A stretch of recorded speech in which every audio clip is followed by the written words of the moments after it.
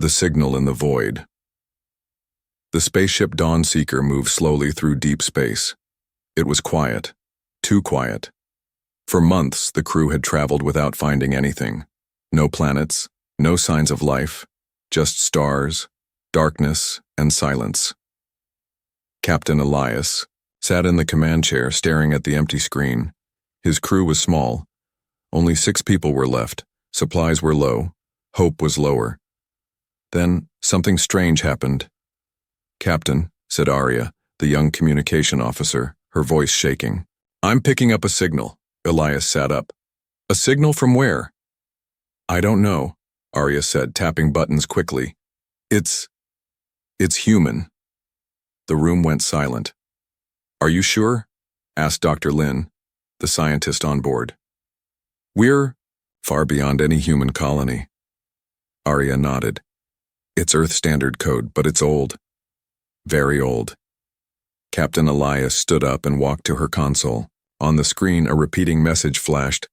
"Colony 134, alive. Send help.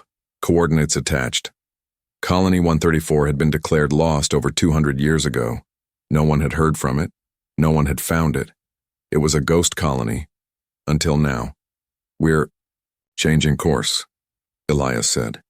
"Set a direct path to the coordinates." "Captain," warned Dr. Lin, "this could be a trap." Elias looked at her. "Or it could be people who've been waiting 2 centuries for rescue." 3 days later, the Dawnseeker arrived at the location. Floating in the dark was a strange planet, half covered in silver clouds. Around it, pieces of broken ships and satellites drifted like old bones. The team wore protective suits and landed near a mountain range. The air was thin but breathable. Plants grew everywhere, glowing faintly under the alien sun. Then they saw movement. A group of people stood at the edge of a forest. Their skin was pale but tinted with faint shades, some green, some blue, some gold. Their eyes were large. Their hair was white or deep red.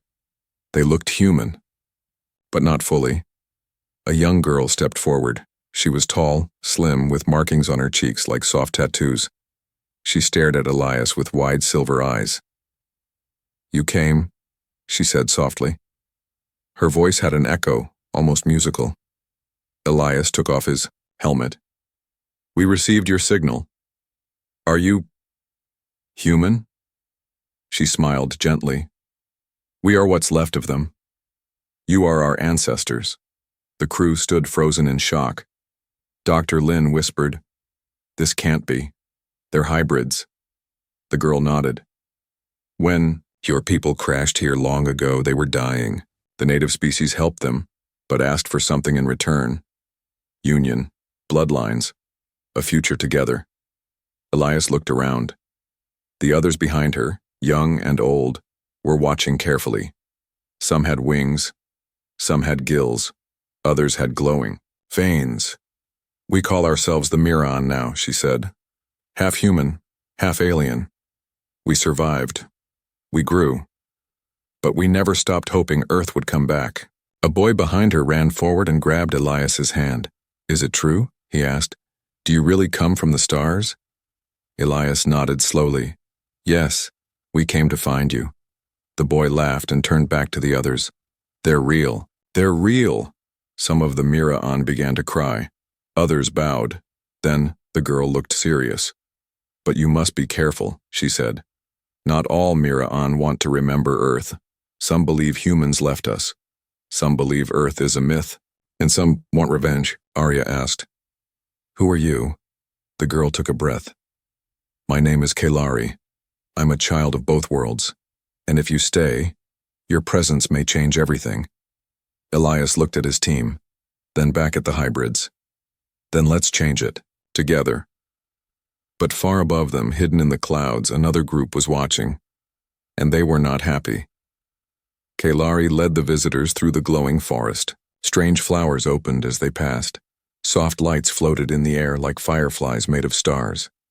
Captain Elias looked around with wonder. Arya walked close behind, recording everything. "This place is alive," Arya whispered. Kelari nodded. "The planet is called Neru. It accepted your people when the universe did not. They reached a village made of stone and glass, buildings curved like seashells. Everything looked peaceful, too peaceful. But Elias felt the tension. Eyes watched them from the shadows. The Mira'an were not smiling anymore. Inside a large hall, Kalari showed them old records, carved walls, paintings, and memory crystals. She touched one. It glowed and a voice played, an old human voice, broken and tired. "This is Captain Mira Thorne of Colony 134. Our ship crashed. Systems dead. 70 survivors. No way to return. Local life forms, intelligent, have offered help, but ask for something strange in return." The voice paused. "They want to bond. They say new life must come. Unity. Peace through mixing. I fear we have no choice." The voice faded. Arya stared at the crystal. "So they agreed to interbreed?" Kalari looked sad. "Not all. Some refused. But the planet was harsh. Water was poisoned. Storms never ended. Only the aliens knew how to survive here. Without their help, your people would have died." Dr. Lin frowned. "So it was a forced choice." Kalari's voice was firm. "It was survival." She touched another crystal. This time, it showed images. A human woman holding hands with a tall alien with gray skin and 4 arms. A baby being, born with soft blue skin. A group of human children playing beside alien ones. "Together," Kalari said softly. "Those were the first unions." Captain Elias asked, "What happened next?" Kalari hesitated. Then she spoke. "At first, there was peace. Children were born strong. They could breathe our air. They could survive the wild. But old hate stayed. Some humans wanted to keep bloodlines pure. They called themselves the true. They refused to mix. Refused to accept the Mira'an." Dr. Lin asked, "Did they fight?" Kalari nodded. "There was war, small but painful. Families broke. Friends turned against each other. In the end, the true left and disappeared into the mountains. Some say they still live there waiting." A loud sound echoed from outside. Kalari stood quickly. "Come. You must see." Outside, on the village edge, a group of children played near a glowing tree. One child floated slightly above the ground. Another had skin that shimmered like crystal. They smiled when they saw Kalari. She called one of them over. A small girl with tiny wings ran to her. "This is Lyra," Kalari said. "She's part human, part Alex." Lyra tilted her head at Arya and whispered, "Are you my ancestor?" Arya knelt down. "Maybe. Do you want to visit Earth one day?" Lyra's eyes sparkled. "Only if it has trees that sing." Kalari smiled, but then her face turned serious again. "Not all Mira'an are like Lyra," she warned. "Some hate the past. Some hate the humans who left them behind. They see you as intruders." Captain Elias crossed his arms. "Why send the signal then?" Kalari's eyes grew distant. "I didn't." Everyone froze. "You didn't?" Elias asked. She shook her head. "The beacon was buried deep under the old crash site. No one has touched it in years. I only learned it activated when your ship arrived," Dr. Lin whispered. "Someone wanted us here." Kalari nodded.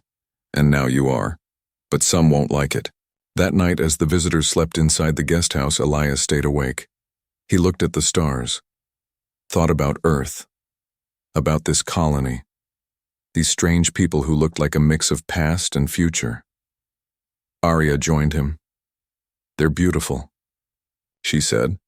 "They're dangerous too," Elias replied. "They're our blood," Arya said. Elias nodded slowly. Just then, a soft knock came at the door. A boy entered. His face was pale, with glowing green eyes. His voice was low. "They know. You're here," he said. "The true have seen your ship. They're coming." "Why?" Elias asked. The boy looked afraid. "They think your return means the end of their way of life." Arya stood up. "We came to help," the boy replied. Then help us stay alive. Outside, the winds picked up.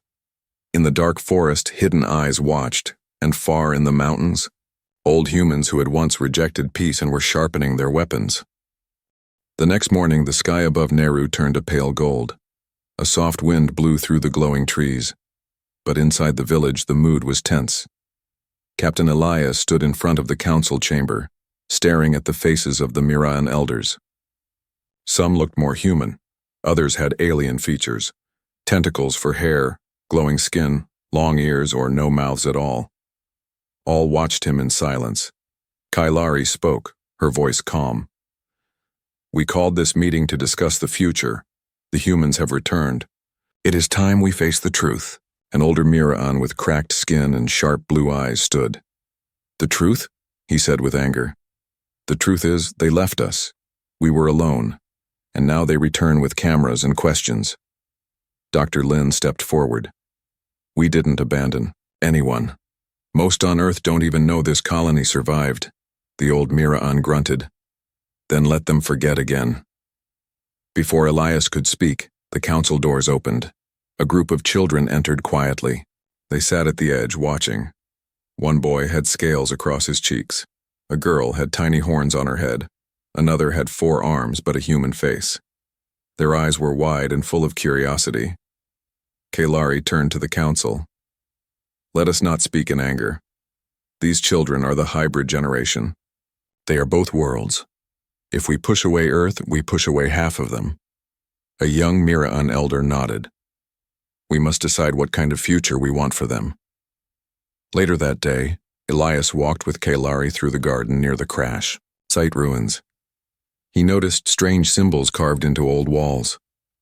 Some were Earth numbers. Others looked alien. Kailari knelt beside a small grave.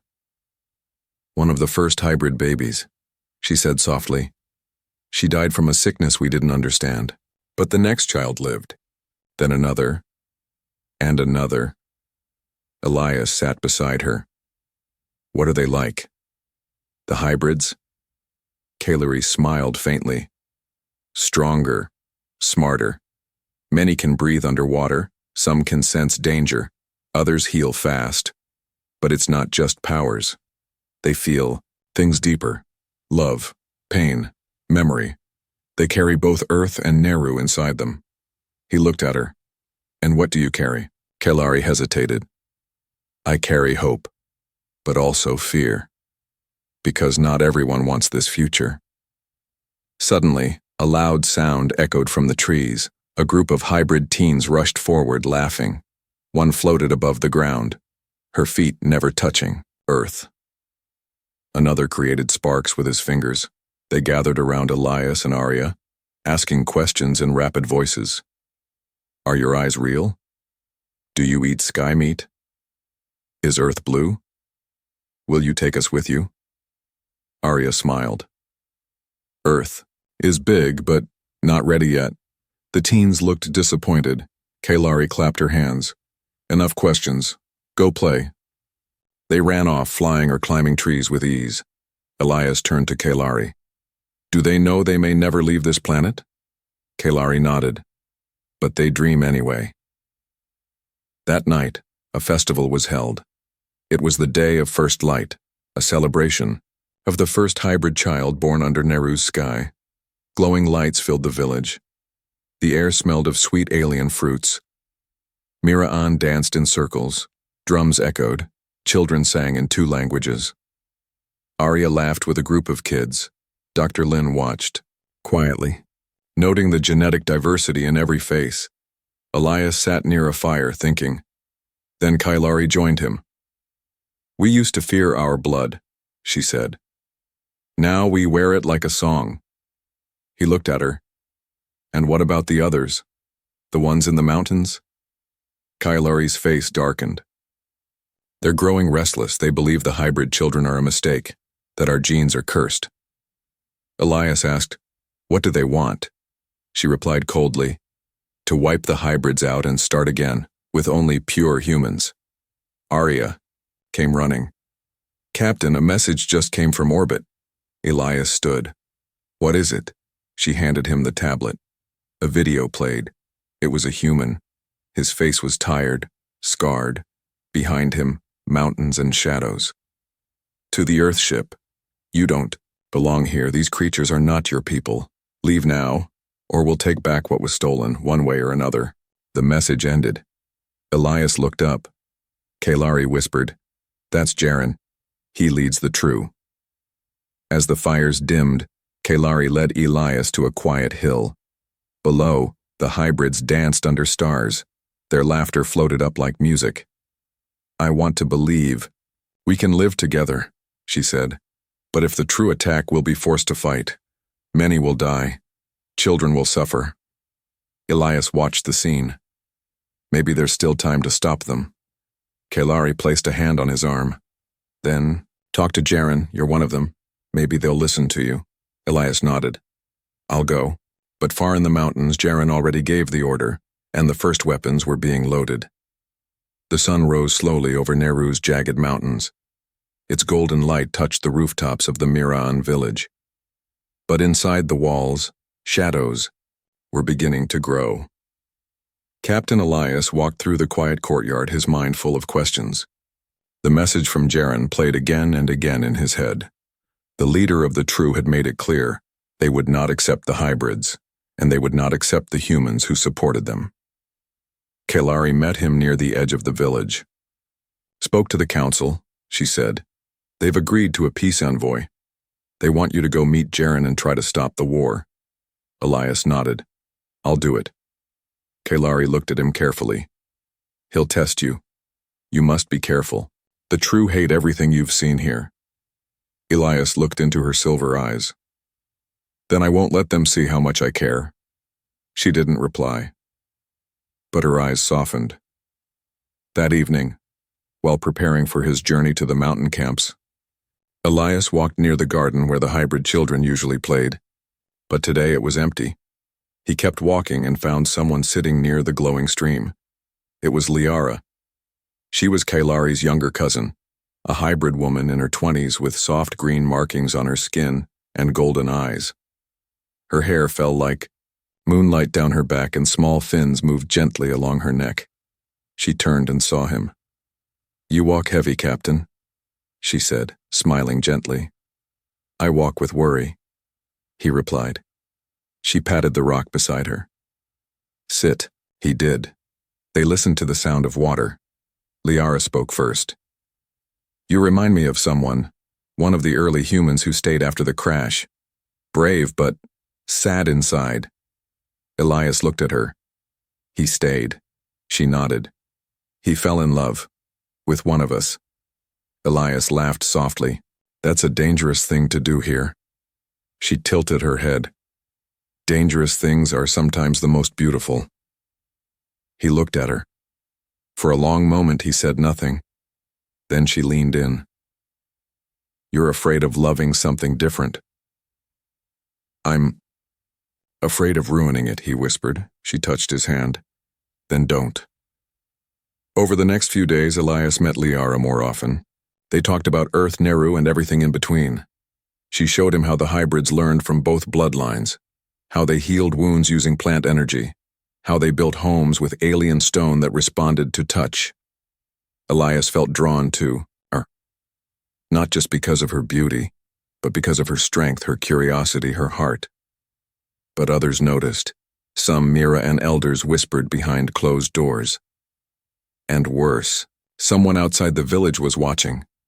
One night, Elias and Liara stood beneath the twin moons. The air was soft and still. "I've never met anyone like you," he said. She looked at him with glowing eyes. "That's because I'm not anyone else." He smiled, stepped closer, and they kissed. It was gentle, slow, like two different worlds meeting under the stars. But nearby, a small insect-like drone buzzed silently, watching, recording. The next morning, an explosion shook the village. People ran, screaming. Fire rose near the edge of the forest. Elias grabbed his gear and rushed out. Kalari met him near the flames. "They hit our border post," she shouted. "It's the True." Just then another message arrived. this time broadcast to all of Nauru. Jaren's face filled the village's central screen. This is what happens when humans forget who they are. One of yours now lies with one of theirs. You share blood. You share beds. You are no longer human. Gasps filled the crowd. Elias looked around, heart racing. Kalari turned to him. Did you? He didn't lie. Yes. Liara stepped forward. I did too. I chose love, not war. Some villagers looked proud. Others looked horrified. One elder shouted, They bring danger to our doors. Kalari raised her hand. Enough! Love is not our enemy. Hate is. But the damage was done. Later, Elias sat alone near the crash site ruins. Liara found him. You should leave, she said. No. They'll blame you, maybe kill you. I don't care. She looked down. I do. He stood. Then come with me. She blinked. Where? To speak with Jaren, to face him. You want to walk into the fire? Yes, Elias said, because I'd rather burn than hide. Liara stared at him, then nodded. Then let's burn together. As the two prepared to travel to the mountains, another drone followed them. Quietly, but this time, it wasn't from Jaren. It was from someone else, far beyond the planet. And they had been watching everything. Captain Elias and Liara rode side by side on hoverbikes across the rocky cliffs of Nauru. Dust trailed behind them as the wind howled. In the distance, the mountains rose like dark giants. That's where Jaren waited. That's where the answer, to peace or war, would be decided. Neither spoke for a long time. Finally, Liara said, If this doesn't work, Elias replied, then I'll still be proud. Because we tried. Ahead, a figure stood alone on a narrow ridge. He raised a hand. The hoverbike stopped. Jaren was tall, broad-shouldered, with gray in his beard. His clothes were torn and worn. His eyes held the fire of a man who had lived in anger too long. I should shoot you now, he said to Elias. But you didn't, Elias replied. Jaren stared at Liara. And her? You bring that here? Liara stepped forward. I came to speak, not fight. Jaren growled. Speak? Your kind has already spoken, with poison in our bloodlines, Elias said firmly. The children of this colony are strong. They're the future. They're a mistake, Jaren snapped. Your weakness has spread into our bones. But then, a shout came from the rocks above. Another group approached, armed, armored, and angry. They weren't Jaren's people. Down, Jaren yelled. Blaster shots rained from the cliffs. Red beams burned the rocks. A new faction had arrived. Not hybrid, not the true. Something else. Elias pulled Liara behind cover. Jaren ducked beside them. Who are they? Elias asked. Jaren snarled. They call themselves the Purged. The ones neither Earth nor aliens claimed. Outcasts. They want to destroy everyone now. Liara breathed heavily. They've waited for chaos. Now they're lighting the match. Back, in the Mira'an village, Kalari stood before the council again. Captain Elias is missing, she said, and we've just lost contact with the mountain watchtowers. One elder asked, could it be Jaren? Another replied, or worse, someone, trying to make us fight. Kalari turned to the crowd. Then we must be ready. Defend our children. Defend peace. In the shadows, a group of younger Mira'an exchanged glances. They wore dark armor and carried weapons on their backs. They were hybrids, strong, gifted, but angry, forgotten, rejected by both Earth and the mountains. Their leader, a tall girl, with crystal hair named Vexa, stepped forward. We've waited long enough, she said coldly. Let the elders talk. We'll handle the war. Kalari blocked her path. No, we protect, we don't provoke. But Vexa's voice was louder. They hate us for being born. So we will show them what our birth means. The crowd began to split. Elders and peacekeepers on one side, the young and angry on the other. The uprising had started.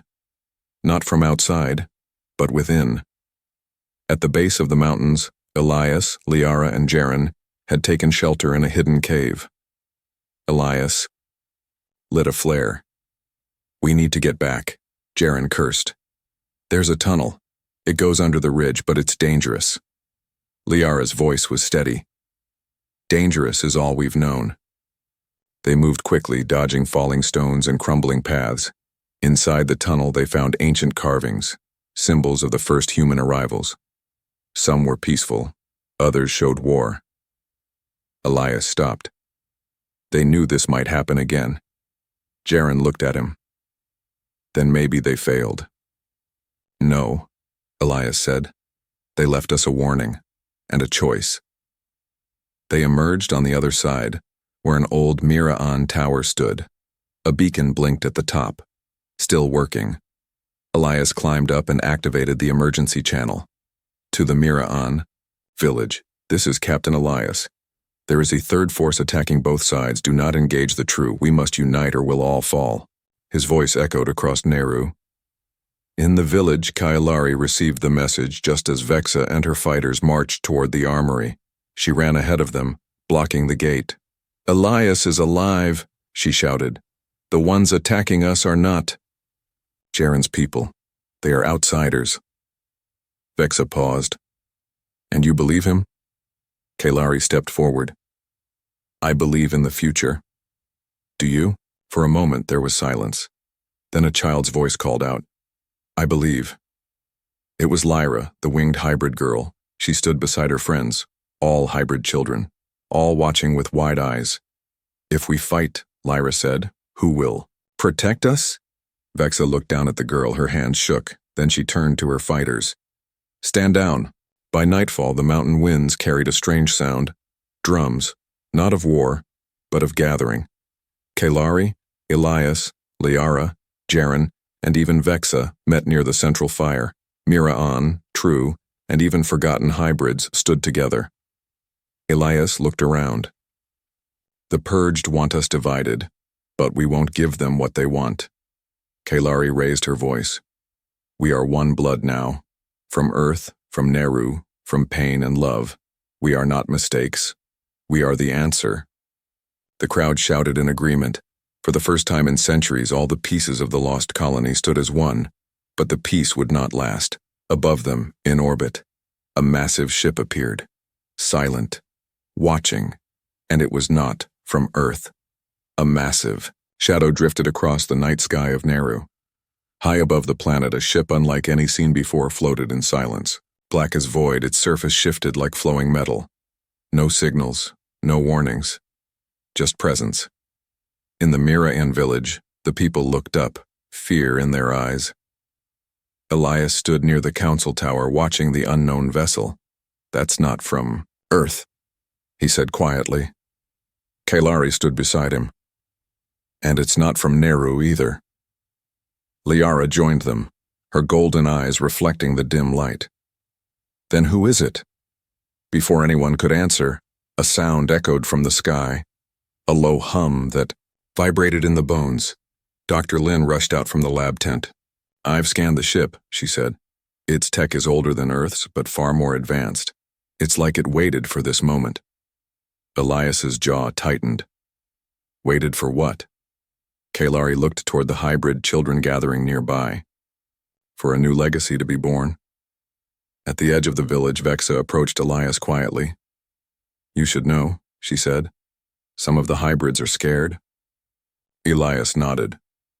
"They should be." She looked him in the eye.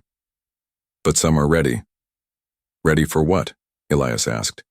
"To defend what's ours." Elias put a hand on her shoulder. "Not with fire. Not unless we must." Vexa didn't answer, but she didn't argue either. Inside the birthing chamber, an ancient healing dome made of crystalline root, Liara sat beside a glowing pool. Her hands rested on her stomach. The pregnancy had been fast, too fast. In just days, her body had begun to change. Hybrid biology, human seed, Nehru's energy, all mixing. Dr. Lin carefully scanned her. "The child is healthy, but different." Liara looked up. Different how? Dr. Lin hesitated. It's not just human or hybrid. It's something beyond both. A third generation. Something entirely new. Liara touched her belly, feeling the heartbeat. He's coming tonight. Outside, Kalari gathered the council. We have a choice, she said. We can wait and be hunted, or we can send a message. Elias stepped forward. To who? Kalari pointed to the sky. To them. Whoever's on that ship, they're watching. Let them see what we are. Jaren approached slowly. You want to show them the child? Kalari looked at him. I want to show them our future. Jaren took a breath, then nodded. Then I'll stand with you. As the night deepened, the entire village gathered around the dome. Lights dimmed, the stars above flickered. The strange ship remained still. Inside the chamber, Liara cried out. The pain came fast, sharp, but she held strong. Elias sat beside, her holding her hand. You're doing great, he whispered. She smiled through the pain. Don't faint. Not yet. Kalari and Dr. Lin moved around her, guiding the birth. Outside, hybrid children held hands with humans and Mira and elders. Even Vexa stood silently, her eyes fixed on the dome. Then, it happened. A cry rang out. Small, sharp, full of power. The baby was born. Dr. Lin gasped. He opened his eyes already. Kalari stepped back in awe. Look, the baby had golden skin that shimmered like moonlight. Tiny tendrils of glowing hair. His eyes were deep black with stars in them, like galaxies. But more than anything, his presence filled the room with warmth. Hope. Light. Elias held him, tears in his eyes. He's perfect, Liara smiled weakly. He's everything. Suddenly, the black ship above the sky moved. A beam of white light shone down, not as a weapon but like a spotlight. It landed directly on the dome. Everyone held their breath. Then a voice, deep and echoing, filled the minds of every being below. We are the archivists. We have watched, we remember. Your child marks the next phase. Humanity is no longer alone, Elias whispered. They're ancient. They've been studying us. The voice continued. You were broken, scattered, lost, but now you grow again. This child carries the key. The light faded. The ship began to rise, drifting away into the stars. And then it vanished, without sound, without fire, without trace. Silence returned. But something inside every person had changed. They had been seen, acknowledged, chosen.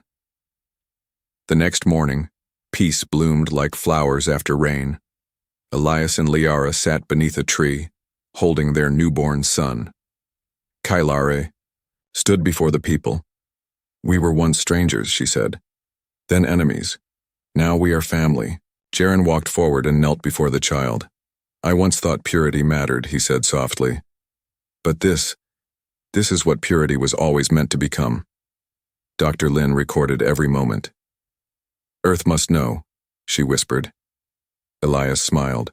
Not just Earth, the galaxy.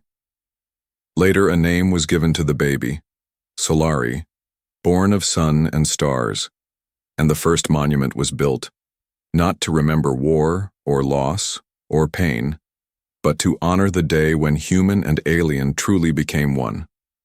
Legacy was born, but in the far edges of the galaxy, others had begun to listen. The wind on Neru felt different now, lighter, warmer. The sky, once dull and cloudy, now held soft shades of gold and violet. Something had changed, not just in the air, but in the people. Solari, the newborn child of Elias and Liara, slept peacefully under a canopy of glowing leaves. Around him, the village had become quiet, as if even the trees understood they were watching something holy. Captain Elias stood guard near the dome. He didn't wear his armor now. Just a simple shirt, stained, with dirt and love. He wasn't just a visitor anymore, he was part of this place. Liara sat nearby, eyes tired but bright. She gently rocked Solari in her arms, singing an old Miran lullaby. Kailari entered with Dr. Lin carrying data tablets. "He's stabilizing," Dr. Lin said, half in wonder. "His DNA is still changing. I think the light from the archivist's ship, it did something." Kailari smiled. "He is not just born of two worlds. He's born of hope." But far beyond the trees, in the mountain shadows, trouble still stirred. Vexa stood on a ridge overlooking the valley. A small group of young hybrids stood behind her wearing armor. One boy asked, "Is it over now?" Vexa didn't answer right away. She finally said, "The war we expected never came, but something else did." Another girl spoke. "The child, do you trust it?" Vexa turned, her face unreadable. "I don't trust. I watch. I protect." She looked to the stars. "If the galaxy noticed us, others will too, and not all will come in peace." A week later, a signal reached Earth. Dr. Lin had sent a full report, data, images, voice logs, and a direct message from Captain Elias. The transmission arrived at the United Colonies Command on Mars. High-ranking officials watched in silence as the screen lit up with Elias's face. "To anyone listening, this is not just a lost colony. Neru is a beginning. We found more than survivors. We found a new form of life, a new version of us. Humanity has mixed with the stars, and what has come from it is beautiful. Prepare Earth. Prepare your minds, because everything is about to change." The council members sat in stunned silence. One of them, Admiral Stone, spoke quietly. "What do we call them?" Another answered, "The Miran?" "No," the Admiral said. "The new humans." Back on Neru, the village held a gathering. Not a war council, not a mourning ritual, but a celebration. They called it the First Harmony. Mira-N elders, hybrid youths, and the few humans from the Dawnseeker all stood together. Flags of every origin, Earth, Mira-N, even old ship banners, were placed side by side. Kailari stepped up, her voice clear. "We are no longer broken pieces, no longer half this or part that. We are whole, together." Elias came forward, holding Solari. "This child is not the end of a story. He's the first page of a new one." The crowd cheered. Even Jiren, once filled with hate, smiled as Liara handed him the baby. "He looks like you," Jiren said, surprised. Liara grinned, "And like no one else." Later that night, Elias sat alone near the edge of the forest. Kailari approached quietly. "You still think like a soldier," she said. "Old habits," Elias replied. "You expect trouble?" "I expect attention," he said. "The archivists were just one of many." Kailari nodded. "You think the galaxy will come knocking?" Elias looked up at the stars. "No, I think it already has." The next morning, 3 shooting stars passed over Neru's sky, but they weren't stars. They were ships, unknown, silent, watching. The villagers didn't panic, not this time. They stood together, human, Mira-N, hybrid, unafraid. Solari opened his eyes, blinking toward the sky. A soft glow shimmered in his pupils, as if he could already see the future. And in the records of Earth, a new chapter was added. Neru. Protocol. Humanity has evolved. Contact with the lost colony of Neru has redefined the limits of human identity. The integration of alien DNA, culture, and spirit has created a new race. Peace is possible. Unity is real. Prepare for open diplomacy. And prepare for fear. Because those who fear change are coming. But on Neru, a single stone was carved with new words. We were lost. Now we are many. We were broken. Now we are one. We are human and beyond.